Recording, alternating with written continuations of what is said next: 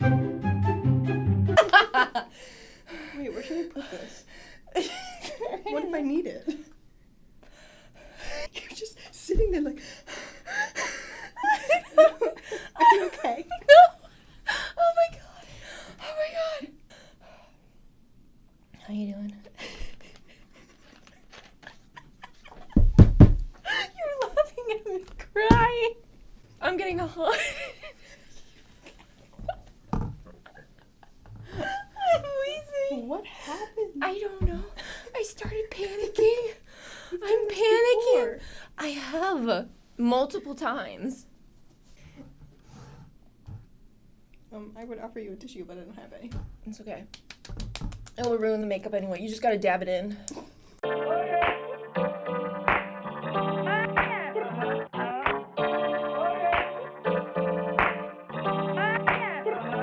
Hi, and welcome to the Manic episode 2. Today I have my special guest. Introduce yourself. Hi, Madison. And today we'll be talking about OCD. If you didn't know, Madison has OCD and will be a helpful hand here. I have OCD as well, but we have different types, practically. Yes. So, I'm going to list or tell you what we're going to talk about today. First, we're going to give what OCD is, a couple examples of some types, and then as well as our personal experience, and then talking about the I'm so OCD kind of stereotypes there are. Okay, obsessive compulsive disorder is a mental disorder that causes people to have reoccurring, unwanted thoughts and behaviors that they can't control. These thoughts are called obsessions, and the behaviors are called compulsions.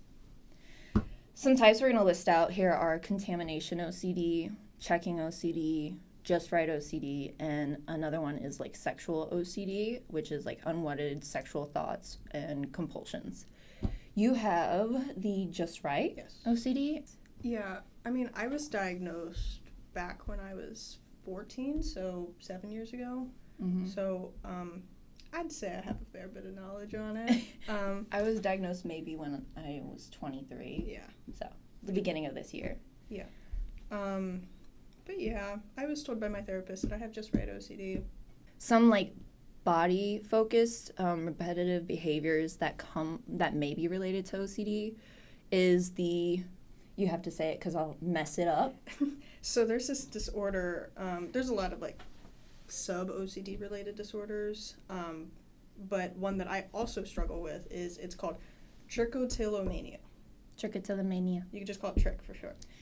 You got trick. Yeah. The common name for it is, and it's fun telling people this because it usually freaks people out. It's called hair pulling disorder. Mm-hmm. So a lot of people immediately go to, oh my god, you pull your hair out like a weird person. Mm. But since I was a kid, I've compulsively pulled out my eyebrows, and it's been likened to like an addiction in some ways. I was going to say another one is like hoarding disorder, skin picking disorder, which I do that a lot. Like, and you do it even though it's like painful, like I'm bleeding kind of part. And then the lip biting, I'm really bad at that right here kind of part. And then teeth grinding, I don't do that, but yeah. It happens to some people. But, No, and I think it's important to note that, like, these disorders are, like, looked at as weird, but it's not something that somebody wants to do or that somebody can control. It Mm-hmm. You just do it. right. Half the time you do it, you don't know that you're doing it. So. Yeah. I just do it, and then I notice later when I'm, like, bleeding. Yeah. Yeah. So it's those kind of things, because you're lost in thought. So we're going to list out some example of some obsessions and some compulsions, and then talk about our personal experiences with maybe some of those, not all of them. Fear of germs or contamination, fear of losing or misplacing items, fear of losing control of one's behavior, aggressive thoughts towards others or yourself, unwanted, forbidden, and taboo thoughts involving religion, sex, or just harm in general, a desire to have things symmetrical, in perfect order. And then some compulsions are like excessive cleaning, repeatedly checking things, compulsively counting and then ordering and arranging like particular things. So OCD is like, everybody has intrusive thoughts, everybody has compulsions, everybody has obsessions. The key with OCD is that you don't want to have these thoughts, and it's very distressing because these thoughts pop up and it's not what you would typically think, or not what you would want to do. And you're fighting against your brain constantly, trying to like shove it down. Yeah. We can talk about personal experiences now. Yeah. I was going to say, I know when I have certain thoughts, I absolutely feel sick to my stomach, or I think about it longer and sit on it and just like hate myself for it most of the time. And it's just like, you don't want to have those thoughts. It's not like, you know, when people talk about intrusive thoughts on like social media and they're like, oh, what the heck, man? My phone. People on social media, they talk about their intrusive thoughts, and it's not like the same. They're like, oh, haha, I'm gonna steer in front of this car. Yeah, it's like, haha, kind of moment, and it's like, no, for me, like, I'm actually shaking thinking about that, like, very... Or like what happens if I, like, throw this piece of food? Yes. I watched one where they're like, I let the intrusive thoughts win, and they just slapped their cousin with, like, a piece of pizza, actually, and I'm like... What's a personal experience for you that gives an example of the just right OCD? So, I personally don't really deal with a ton of like bad intrusions or obsessions. A lot of OCD is characterized with like your obsessions will be if you don't do something, then something out of your control will happen. Yeah. Mine is just if I don't do something, or if something is not done correctly, I will have to keep... Sorry. that cold's still kicking in. Anyway, if I don't do something, or if I don't do something correctly, it's more so like just this feeling that like never goes away. And it drives you up a wall. But... It's a little bit different because it's still on the same level, but it's more internally based rather than like thinking of something external. One thing that I do a lot is I move, like I'll rub my for instance, rub my fingers in a certain like pattern, like it's like 4 points and you connect the dots.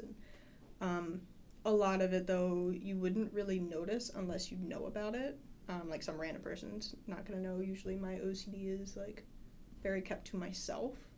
The way that it was explained to me by my therapist is that you're wiring like in your brain. Every time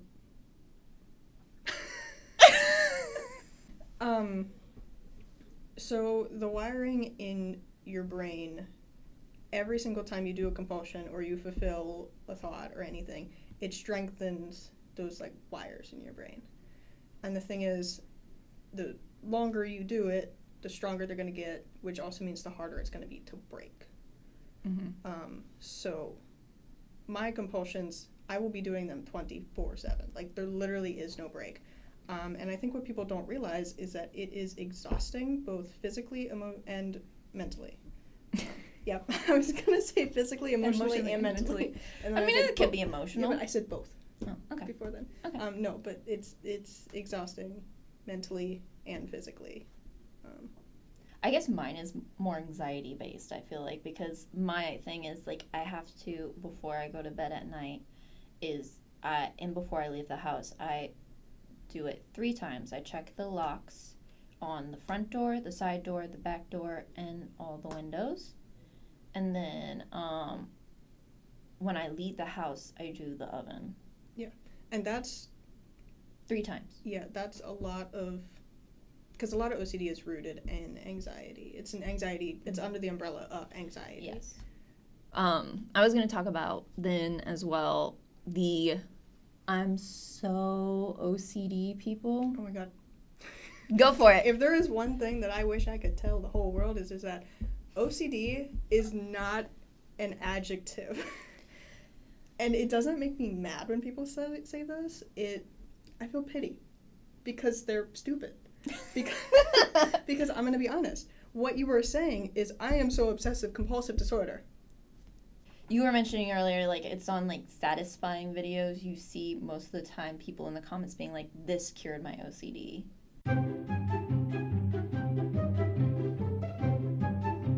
A lot of people think OCD is just being clean and organized and, like, having particular ways of things. And particular ways, to a certain extent, can be OCD, but not, like, this has to be rainbow because it looks so good and it's My closet satisfying. is organized just by type of shirt. Mine's organized. It's not color. I can't say shit. But there's one that I found and I read to you and I thought was so dumb. People with OCD are just weird, neurotic, or crazy, and there is no hope for them to ever lead happy, functional lives. That about it? I can't think of Did any. you have to relate it to like Maryville students or anything? Oh, yeah. Maryville students. There is, if you have OCD or any mental illness and you are on campus or just visiting the school for classes or anything, there are a lot of resources that Maryville has for you to use, and you pay for it, guys. So use it. They have therapists. They have a hotline if you live on campus. I think even if you don't live on campus, you can still call that hotline and they'll contact authorities to help you or talk you out of anything.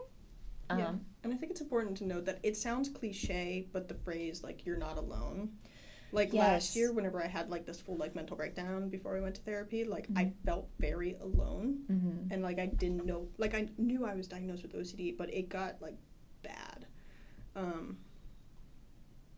But, like, we have it. I had the big breakdown before I went to a psychologist.